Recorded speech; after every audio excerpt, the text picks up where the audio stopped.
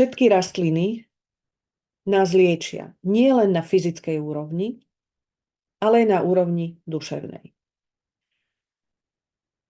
Liečba problémov duše a harmonizácia psychiky prostredníctvom rastlín je mimoriadne účinná. Ak užívame chemické lieky, potláčame príznaky, neliečíme skutočné ochorenia. A dobre vieme, že chemické lieky vyvolávajú druhotné ochorenia, majú množstvo vedľajších negatívnych príznakov, účinkov teda sú návykové.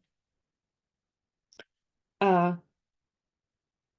čo sa týka psychofarmák, tak tie sa musia stále podávať silnejšie a silnejšie, alebo meniť jednu kategóriu za kategóriu inú, pretože naozaj si telo zvykne, človek si zvykne na určitý liek a potom prestáva na ňo reagovať.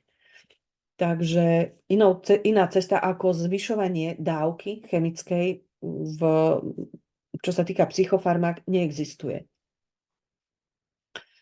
A to, čo si pacienti vlastne neuvedomujú, je to, že tieto chemické lieky ich odvádzajú od nich samotných. Odvádzajú a berú im čas na to, aby sa venovali sami sebe, aby spoznali skutočnú príčinu svojho problému.